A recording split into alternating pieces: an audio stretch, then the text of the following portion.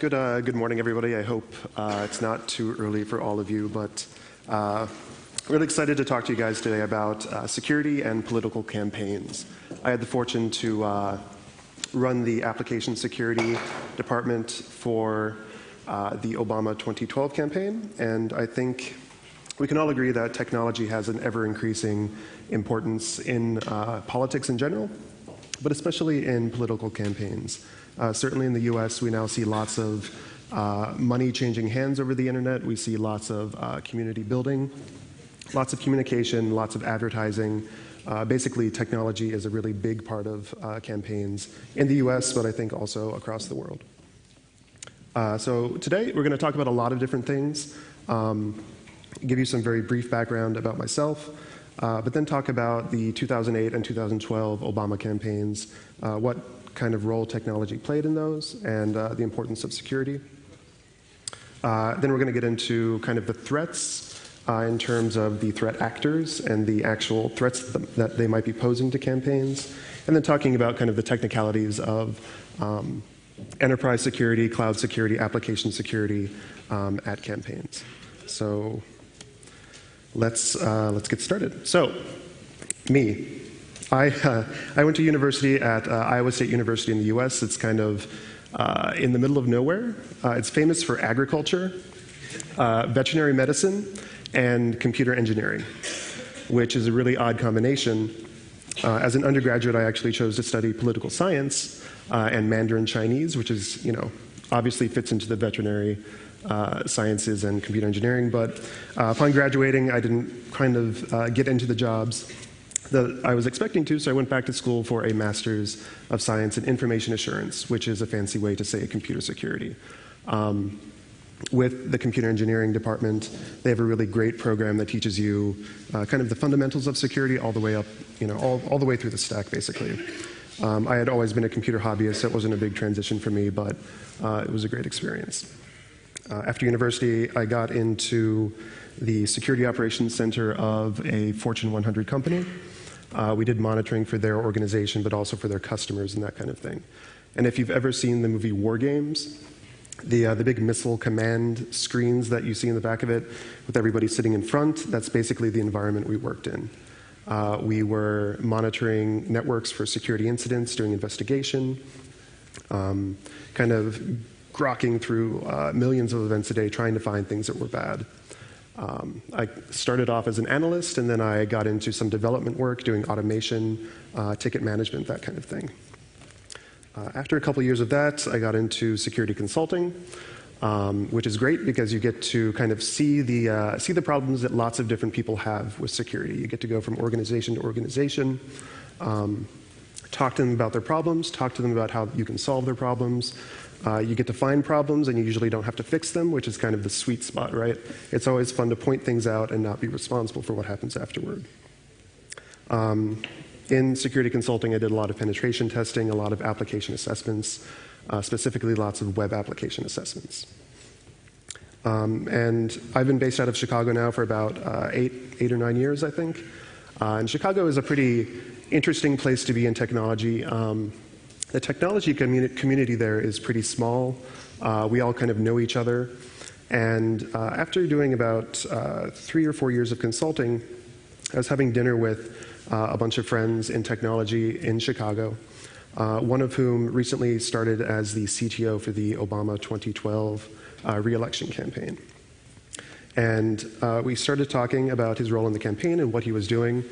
And he told me that he would often have trouble sleeping at night because they're basically developing, or we're planning to develop at this point, lots of really great new technology for the campaign, kind of like exciting stuff in terms of community building, communication, data, big data analytics, and that kind of stuff. And he was kind of worried about the role security would play in all of this. He was worried that we would be a big target, that kind of the hackers of the world would be after us, and that they could ruin the whole thing for him. Naively in response, I said that I thought I could help him with that. And a couple months afterwards, I joined the campaign as a senior security, application security engineer, which is a little misleading because I was the only application security person, or the only full-time security person within the entire campaign. So I was kind of there by my lonesome self, figuring out what security meant here and how we could go about solving those issues. So here's a picture of the headquarters in Chicago. This does not look like any office I ever worked in.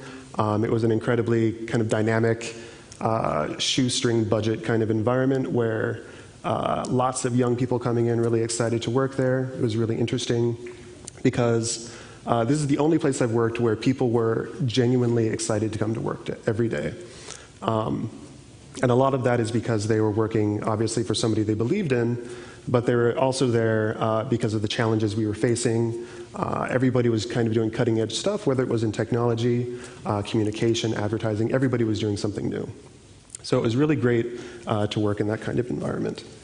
And as the application security person, I had a lot of different roles there. So I was part of the technology team that developed applications, deployed them to the internet, and I was responsible for making sure that our software that we were developing and deploying was secure. Basically, that we didn't get hacked into. That involved managing a secure development lifecycle, doing application audits, application assessments, doing monitoring on our deployments, and kind of everything involving applications. I also helped out with the enterprise security, which is kind of the traditional IT role that you see in an organization. So headquarters networking, email, the secure architecture of kind of our field office networks and that kind of thing. I helped deploy like the IDS within our headquarters, did monitoring on it, did training of people, kind of helped people understand what security meant within the organization, kind of acted as a general resource for security.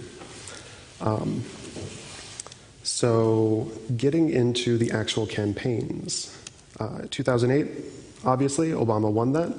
And he won it by a pretty big margin. I'm not sure if everybody's familiar with the electoral system in the US. It's pretty weird in that the popular vote doesn't necessarily count for much. It's the electoral votes that count for everything. Essentially, there's 538 possible votes. You need to win a majority of those, meaning you need at least 270. If you reach that goal, then you would be elected as the next president. Obama, with 365, had a pretty clear majority in terms of electoral votes. He also won the popular vote. So that was a pretty big win. And technology played kind of a groundbreaking role in this election. This was the first time we saw a lot of donations happening online. We saw a lot of online communities sprout up in support of the president. He had a pretty, for the time it was a pretty sophisticated homepage that allowed people to kind of discuss, comment on different news articles and communicate that way. They also had their share of security problems. And some of them weren't very serious, but garnered really big headlines. And I think that speaks to one of the problems that you have in political campaigns. No matter how small the problem is, it's going to cause headlines everywhere. So here is an example. There was a cross-site scripting bug on the homepage of the 2008 campaign. I wasn't involved with this campaign, but I've had the opportunity to talk to people who were. And essentially, somebody decided it would be a great idea to redirect everybody's traffic from the Obama homepage to the Hillary Clinton page, who at the time was, they were kind of vying to see who would be the Democratic candidate for that campaign. So pretty small, pretty normal kind of run-of-the-mill cross-site scripting bug, but the fact... What's that? Like stored cross-site? It was stored cross-site scripting, yeah. So stored cross-site scripting that redirected people because of a bug in the commenting system, basically. And, cross-site scripting happens every day, basically, right? But you don't really see headlines in major newspapers regarding those kind of issues on normal websites. We did have more serious issues. So both the Obama, the Democratic representative, and McCain, the Republican representative in 2008, after the election was over, it was revealed that both campaigns were compromised by some pretty sophisticated malware. And this was reported pretty widely just after the election, but it was kind of overshadowed by the fact that the election was now over. So you didn't see any huge headlines about it. But essentially, both campaigns were targeted by spear phishing campaigns, targeting campaign officials, and through the course of that, malware was installed on kind of computers throughout the campaign, and they exfiltrated documents. We believe that the intent was to steal foreign policy or economic policy documents, but it's kind of best guess as to who was behind it and what exactly they were after. So that is kind of, I think, on the more serious end of issues that you could have in a campaign. Moving on to this most recent campaign, 2012, the one I actually helped with. Again, thankfully, Obama won, 332 electoral votes, well above the 270 needed, but just barely winning the popular vote with 50.96%. And that, it should be, at least it's in my recent memory, but it was a very contentious election, right? It was kind of up in the air for a very long time as to who was winning and how the election would turn out in the end. I think this time around we kind of stepped up the technology game also, where we took what was done in 2008 and kind of did more of everything. We built a lot more applications. Donations were a much bigger part of it. Online communication was a much bigger part of it, as well as advertising, that whole thing. I think a really clear way to view that transition from 2008 to 2012 technology is to look at social media. So Facebook, obviously a huge jump there in terms of followers. In 2008, he had just over 2 million followers, the Barack Obama account. That's jumped up to 32 million, which is one of the biggest in terms of followers accounts on Facebook. Twitter, similarly, in 2008 it was just getting started. Not a whole lot of people used Twitter. Had about 125,000 followers. That again jumped up to over 22 million for this campaign.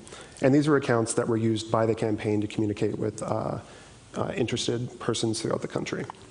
Online donations in 2008, about 500 million. That jumped again this year to 690 million, and that was a really big achievement.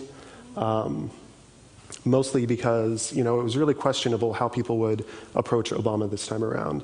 The country was in kind of economic turmoil. Lots of people were unemployed. It was really hard to know how things would turn out. Total donations in the 2012 campaign exceeded $1 billion.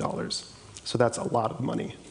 And that makes us a threat, or not. It makes threats a very big part of what we're doing with technology.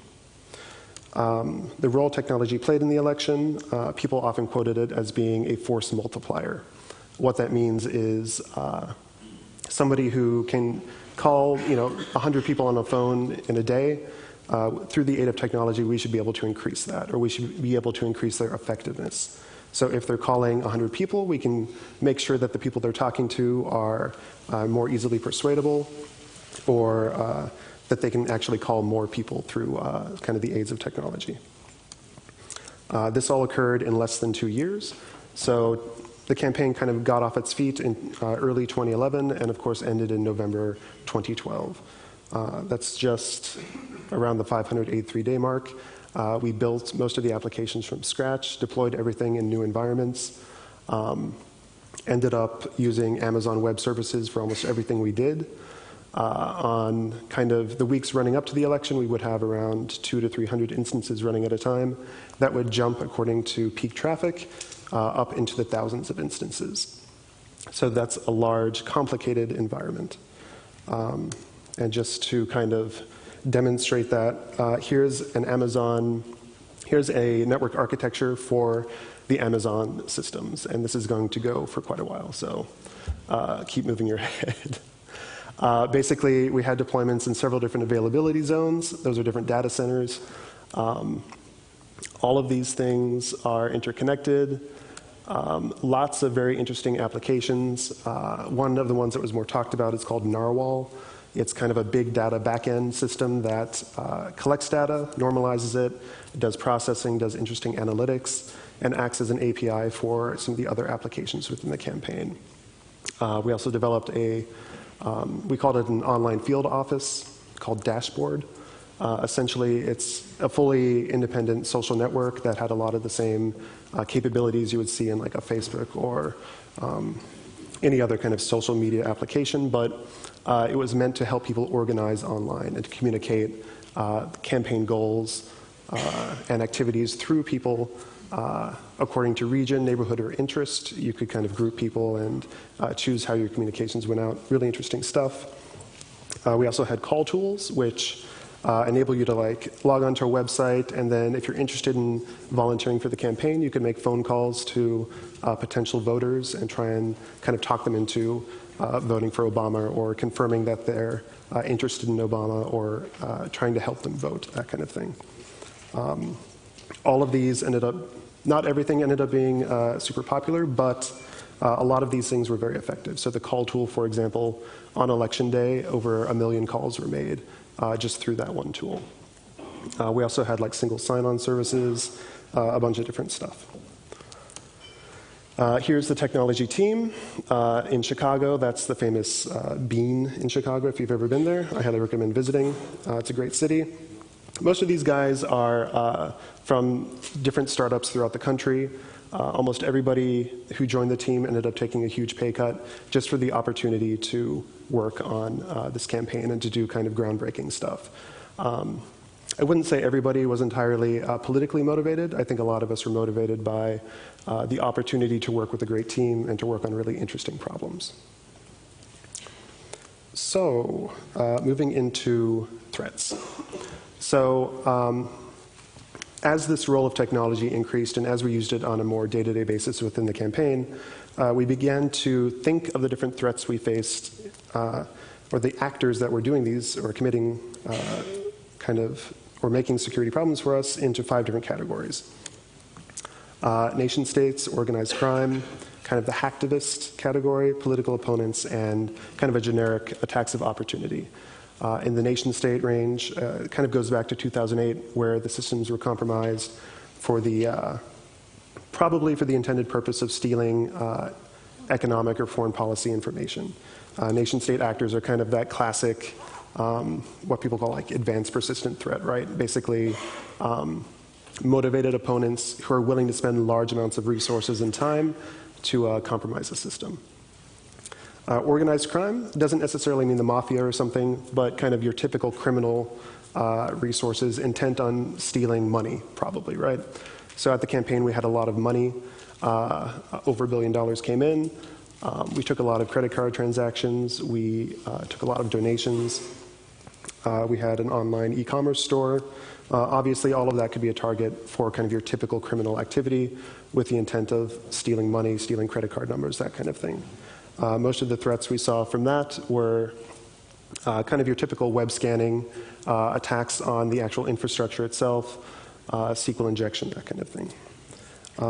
Thankfully, nothing, we're not aware of anything actually working against us, which is great. Hacktivism, this is kind of the anonymous threat that people talk about. Most of the things we see there are denial of service with the intent of making a political statement, or kind of attempts to compromise a system, steal information, and then publish it with the intent of calling notice to some sort of political cause or something like that. The typical modus operandi for Anonymous is to steal information, publish it on Pastebin, and then say, hey, look, these people suck, don't vote for them, or, read our message, that kind of thing. Political opponents. I'm not necessarily talking about the Republican Party here in this case, talking about activists who are against Obama. So it's really not in the interest for either campaign to attack each other. That would be really big news or problems if that ever came to light, so we weren't really worried about that. We were worried about kind of political activists kind of staging protests or trying to cause sabotage or fraud within our online systems. And finally, attacks of opportunity, and this is kind of the general bucket of if you have a server on the internet, even if you're not any particular target, you're going to get attacked by the background noise of like people scanning the internet for vulnerabilities. And this is usually people looking for vulnerabilities in commonly deployed software, PHP MyAdmin, different Java exploits, different framework exploits, that kind of scanner activity that isn't really looking for you, but it's looking for anything it can exploit. So always worried about that as well.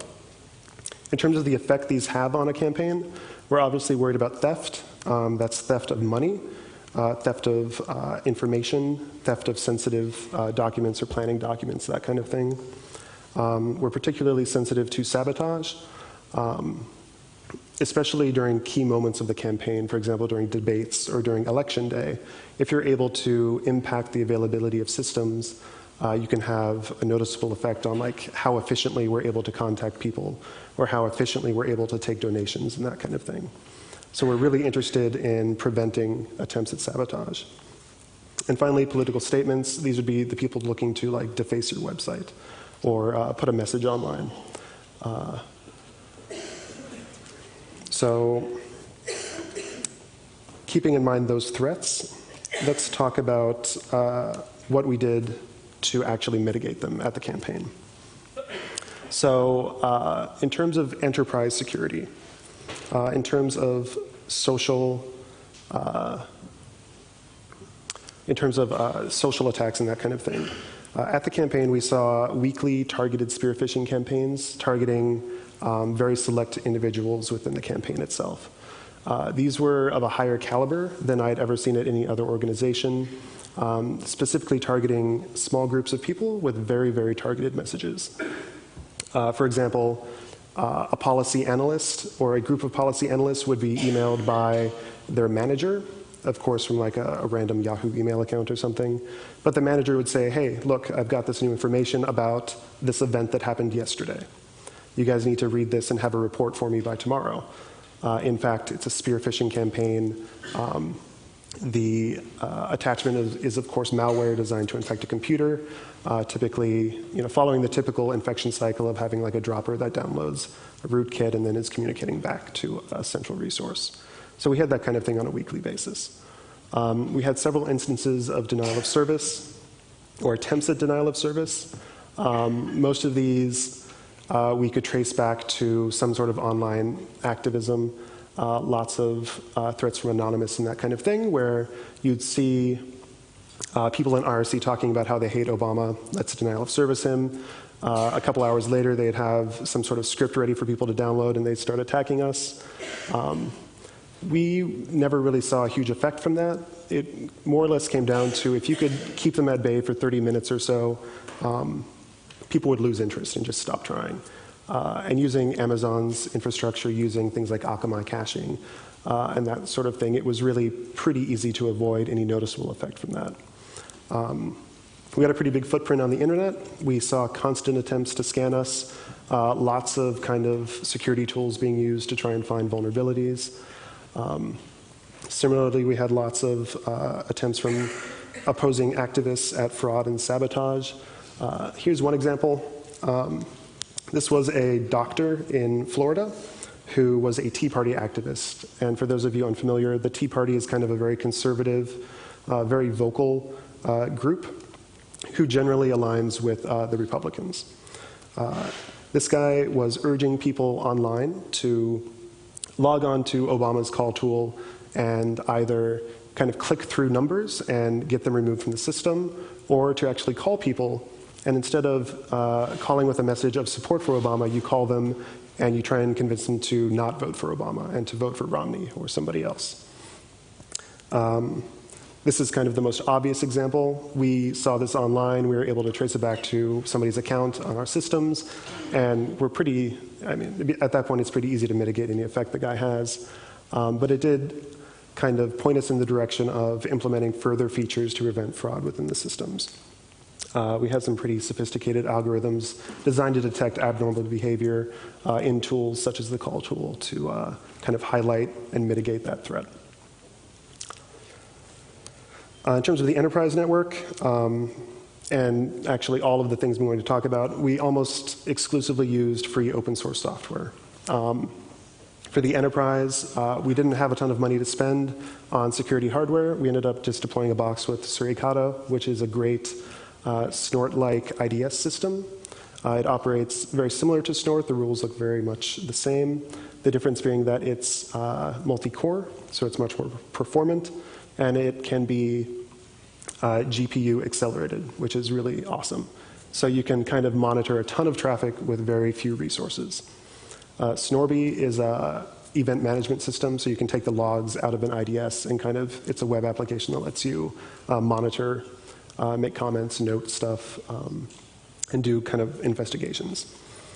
Bro IDS is something else we deployed. It's a great system. It's not really your typical IDS. It's more of a monitoring system that can monitor network traffic and kind of log out things that are interesting to you.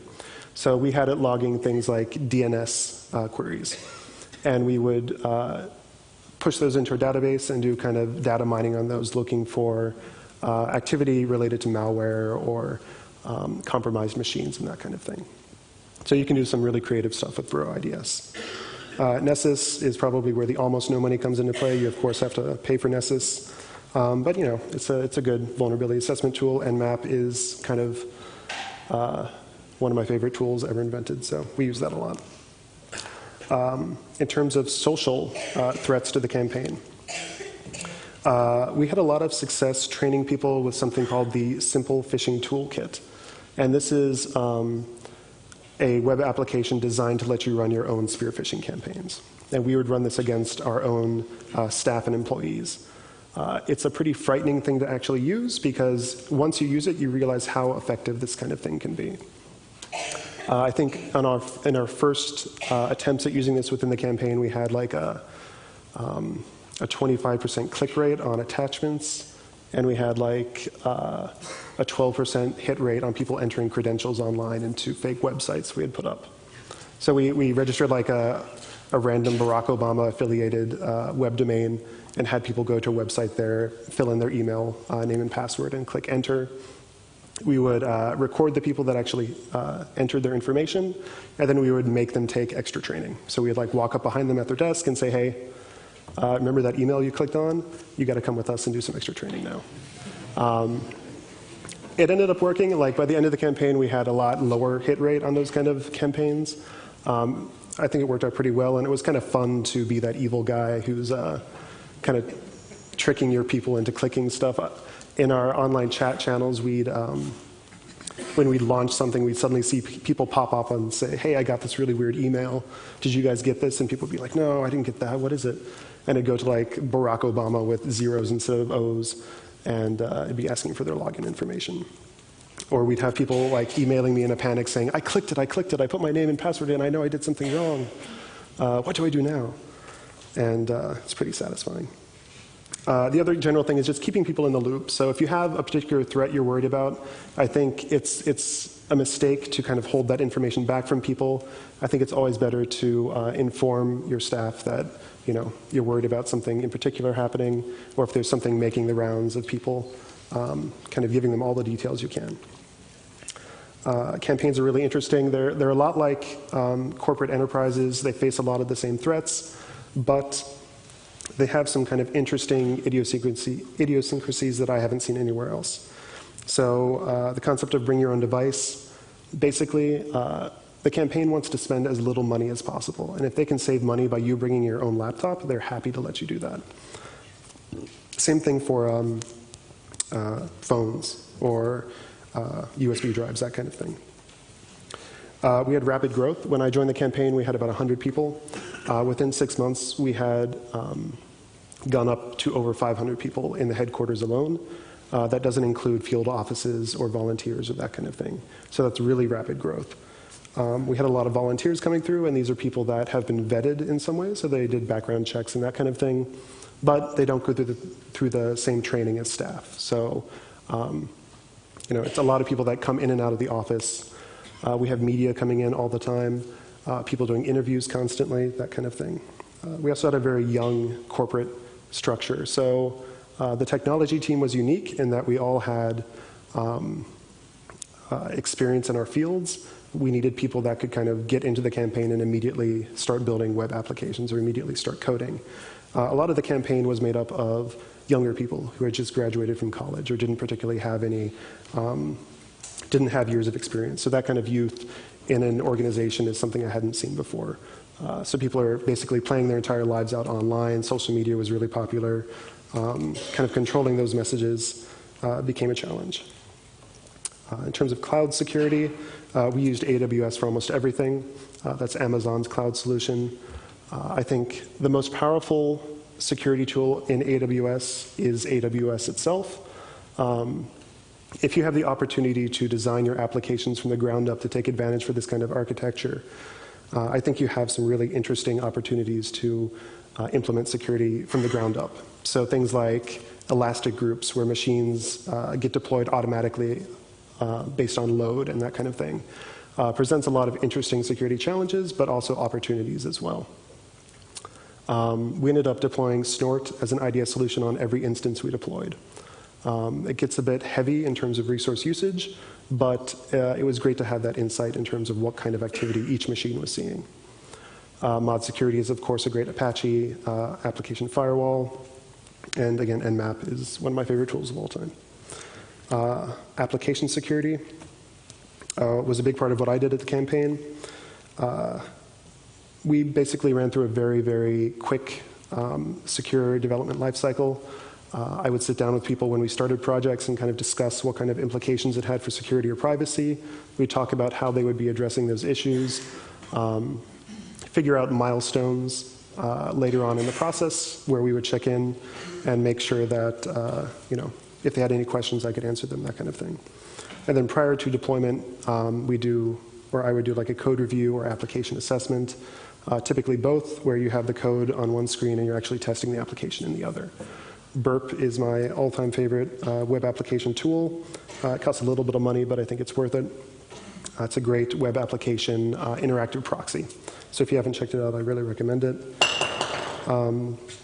GitHub was our code repository of choice. And I think that really helps you out in doing code reviews because you can see incremental changes. You can assign ownership to code, who wrote what. And if you know one guy is really bad at kind of sanitizing SQL queries, you can focus on his stuff within code, as opposed to somebody else who is doing stuff pretty well. So kind of the combination of all that, I think, was pretty effective. That being said, I think it always helps if you can just break everything you possibly can. And I think you should have no shame in, if you find a problem, break it as much as you can.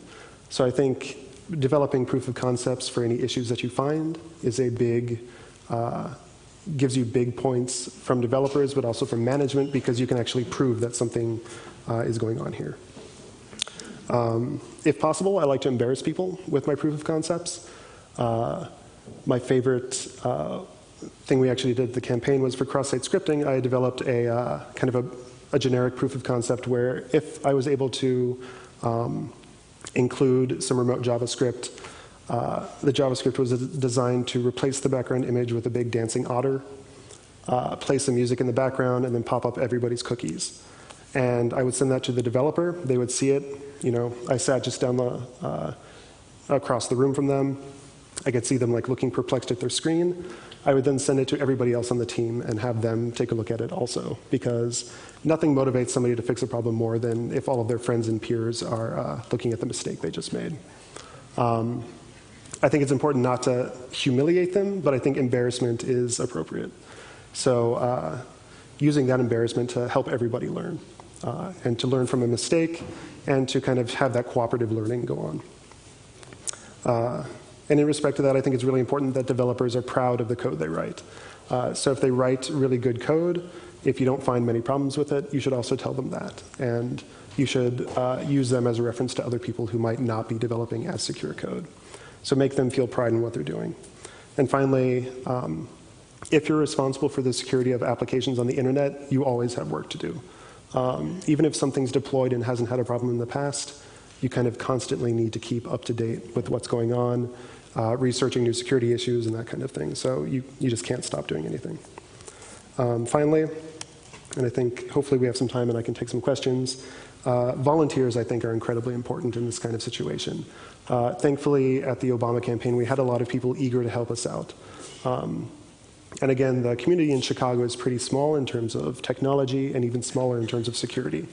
So I invited some of my former coworkers, my friends, people I trusted to come volunteer and spend like a weekend with us and help me secure code. So basically doing hackathon kind of things where we bring them in, point them at some applications or IP addresses, and have them hack at it. And the benefit there is you get more than a single set of eyes on stuff, which I think is really helpful.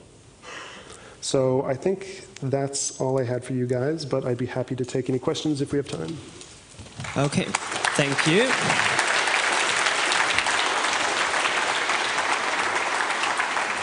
So if you have a question, there are 3 mics in the room, one there, one there. I would prefer if you use these 2 because we don't have an audio angel for this one. So please stand up if you have a question. Yes, please.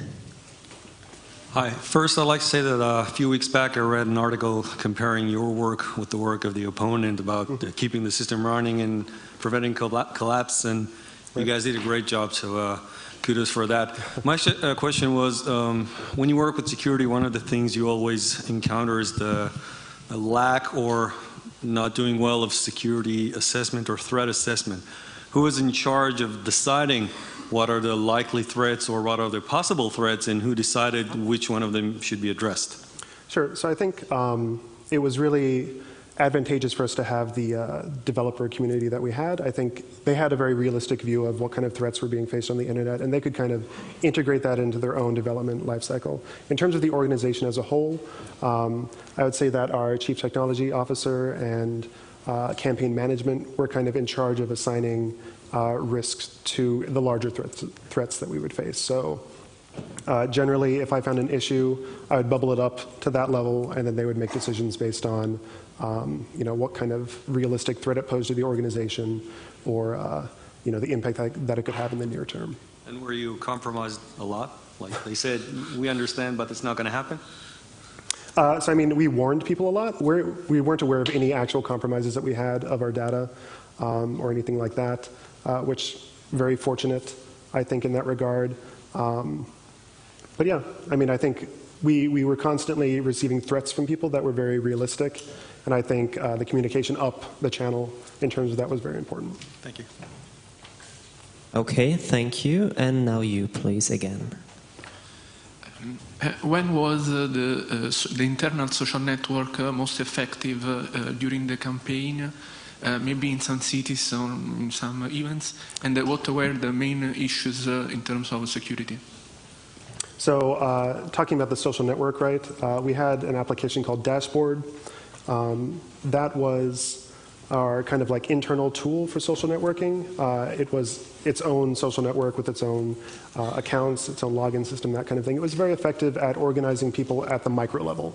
So people would join up onto the social network and they would find groups that they had affinity for example, by interest, by location, by neighborhood, that kind of thing. It was very effective at kind of cementing those relationships. In terms of the social network, I think the threats we faced were mostly fraud-related or messaging-related. So we had big issues with people making fake accounts and like kind of spamming the entire board, sending messages to lots of people, that kind of thing. So moderation became a very important part of what we did, not with the goal of censorship, but with the goal of kind of keeping the riffraff out that wanted to kind of throw something, cause some sort of issue with it. So I think that kind of fraud and stuff was kind of the bigger issue. Okay, for the people on the stream, you can also use ISC to ask questions. Do we have some? We do. We have a question from the internets. The question is, how much did Obama himself make the job more difficult or easy? And did he request any special features? So Obama played more of an advisory role throughout the entire election. He was obviously the sitting president. I think most of the decisions were made by the campaign management, which is the campaign manager and senior advisors and that kind of thing. He did play a role in terms of the messaging that we put out, general policy and that kind of thing, but he was kind of hands-off in terms of technology. He and the campaign management kind of let us build what we thought would answer the problems that they were having. So I think it was great to have him as a figurehead, but in terms of day-to-day business, he didn't play a huge role. Okay, now you, please. Okay, first of all, thanks for your talk about a situation where you had to close down a network a little more. I think we get a lot of talks here about open networks and everyone can connect with everything, but I like the point that you presented here. Sure. One of the things you mentioned was that you played some, or not played, you made some internal training, like tricking people into clicking on attachments. So sure. I would think that you could get an angry mob against you quite soon. Can you tell us about that? So again, I think it's important to make it more like a game, you know, as opposed to something that creates a vindictive, hatred of you or something like that. So we kind of, we played coy about it a lot. So we'd send these kind of things out. The training was that if you received an email that you were skeptical of, you should contact the help desk. You shouldn't click on anything, you shouldn't send it to anybody, you should contact help desk immediately and get the problem resolved. So part of, I think you're right, I think it's a dangerous game to play with people. We kind of hid behind the fact that nobody was sure what was and wasn't training for us. So people knew we were actually getting these threats. We would send out kind of information if we had a particularly wide campaign committed against us. But in terms of what we did internally, we never really let people know that it was a wide-scale thing that we were doing. Okay, and another thing, at one point you mentioned that during the campaign you used AWS extensively, which is understandable by the dynamic of the network and the infrastructure. You said about something about 2,000 nodes in the network. Were this servers or client, or what were the ratio between them? Sure, so those are a number of servers. So for example, on election day, we had over 2,000 servers grown into AWS across multiple zones, all serving the applications we were doing. In terms of the ratio, I'm not exactly sure what that was. We had pretty aggressive scaling limits set on stuff, so things would scale up pretty readily.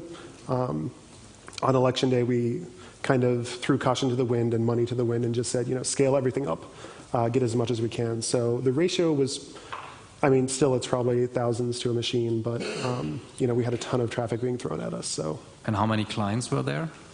And you within the campaign? We had a lot. So I think the best statement regarding that is probably what our DevOps person said. 8.5 billion requests. On a given day, we had several million requests to our main websites. Yep. Thanks. Yep. Okay, one more question from the internet. And the question is, how large a part, or how many people were volunteers and how many people were full-time employees, and did that present an additional challenge? Sure. I think it did present a challenge just in terms of the disparity in terms of experience and how much time they spent at the campaign. So obviously, if you spend a lot of time there and you're actual staff, I think you're motivated in different ways than a volunteer. They're both great and incredibly helpful, but there's certainly a challenge in kind of rectifying that difference. In terms of full-time staff, at the headquarters, I believe we had between 500 to 700 at different parts of the campaign. That's out of the one location in Chicago. I think across the country, the number was more in the low thousands, so something like 2,000 or 3,000 staff, paid staff in the country. In terms of volunteers, that's a lot more. I think a lot of it depends on what you call a volunteer.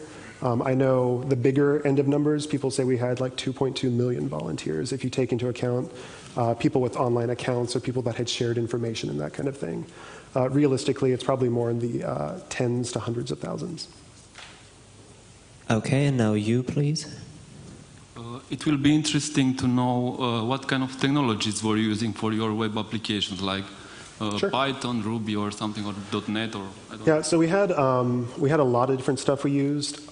Probably the three most common stacks were Ruby on Apache, Rails obviously on Apache. We did a lot of Python code with Flask, Python, and Nginx. We also did a few applications in PHP, also built on Apache. Backends were generally Amazon-provided services like RDS, which is essentially a hosted MySQL application. So, yep. Okay, do we have more questions from the ISC? No? Okay, anyone else? Oh, you. Okay, go ahead. Hi. Hi. I wanted to ask how much of your setup was like on the cloud, and why did you decide to choose Amazon Web Service instead of having a private cloud like OpenStack? Yep. And you talked about open source, and which networking device were you using if you had a physical setup? Yep. Yeah. So in terms of our footprint on the internet and our web applications, I think it's something like 99% of it was in the cloud. Okay. Almost everything. We went with Amazon really because they have the most mature offering with a lot of different services that you can use. So if you need a database, they have a database. If you need queuing, they have queuing. If you need scaling, they have scaling. I think private clouds are really interesting. OpenStack is really interesting. But in terms of having the capacity to scale dramatically in a very short period of time, you really need to go with one of the bigger providers that has the infrastructure built out already. And if you're relying on a private cloud or something, you have some sort of limitation at some point, right? You have a data center that can go this far, but it can't go even farther. So Amazon lets you go basically infinitely large, which is something we needed on occasion. In terms of hardware, in the campaign, for the security stuff that we were setting up, it was just kind of a stock server that had, I think, 4 CPUs in it or something with some RAID storage. It wasn't anything, nothing special, basically, just kind of base 1U servers. Yep. Thank you. Okay, one more question from you, please. There's a question for me. I assume that you had a pretty decent SIP infrastructure. And I was wondering if you saw any interesting exploits that involved SIP specifically, where people were trying to exploit the phones. So you mean the telephony SIP, right? We didn't see, we saw scanning, we saw SIP-focused scanning. We were actually using a lot of Microsoft's Link backend for SIP, which is an interesting conglomeration of different services. Aside from scanning, I don't think that we saw anything particularly interesting from it. Yep. Okay, you please. Did you see any impersonation attacks? You know, my alternative Barack Obama site, give me your credit card numbers and so on. And how quickly were you able to take them down if they were hosted someplace dodgy? So I think we certainly did see that, and I think the Romney campaign saw the same thing. And I think you have very limited options other than communicating with law enforcement or communicating with the hosting providers to have that kind of thing taken down. We kind of relied on the community in terms of security community, but also like Reddit or any number of places will very quickly bubble that thing up, and monitoring those kind of sources for fake impersonation sites and that kind of thing is a really great way to find it quickly. And I think the only options you have are to warn people or to kind of approach law enforcement and have them take it down. One question from the ISC. What did your preparations for disaster recovery look like? So Amazon makes things interesting, and we had a number of potential disaster situations come up in the course of the campaign where, like, we had a hurricane coming down on one of the major Amazon data centers. Preparations for that generally involved replicating as much of the infrastructure as possible into a different availability zone. So getting as much as possible working in another data center, essentially. In terms of the campaign itself, we had kind of your typical corporate disaster recovery where secure offsite storage of critical files and disaster recovery of individual laptops and that kind of thing with central backup of information, imaging of computers, that kind of thing. So nothing terribly sophisticated on the corporate side. I think the interesting disaster recovery stuff is with the cloud services. Okay, you go ahead, please. Thank you. Could you elaborate a little bit more on how you detect those fraud calls where someone is using your system in order to make Romney calls? How did you detect that, and how did you prevent that from happening? Thank you. So basically, we were looking at the velocity of potential calls coming from individual users, and then also the response they were making to calls. So using that information, so essentially if you made a call, we asked that you record information like, did somebody answer the phone? Were they not at home? Did they call and were they a supporter? Were they pro-Obama, pro-Romney? There are several possible answers to making a call. basically looking at the typical spread of answers and looking at the velocity with which people can make the calls and actually get legitimate answers gives you a lot of information regarding what is and is not like a valid user. So detecting fraudulent activity becomes pretty easy as long as they're not using kind of sophisticated impersonation tactics. We kind of assumed they didn't have the insight in terms of what the typical behavior would be like so that we could rely on that more.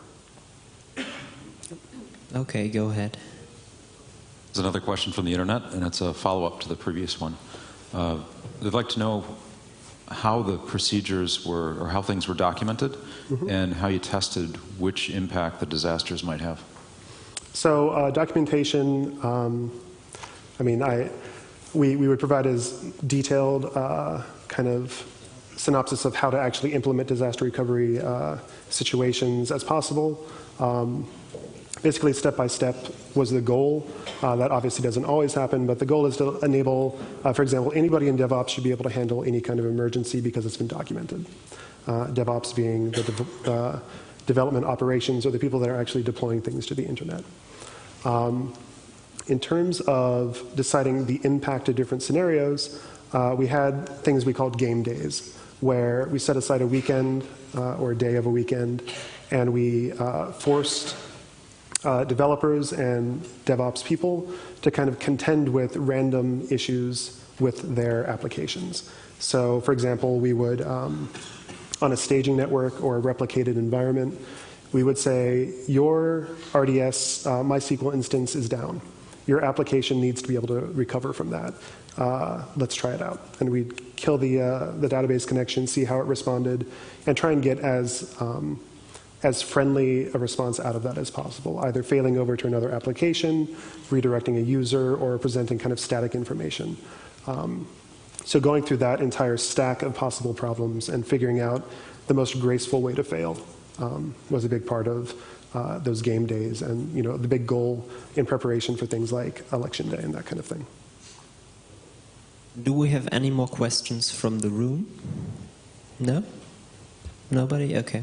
And the internet? Also quiet. Okay, then thank you for your talk. Thanks.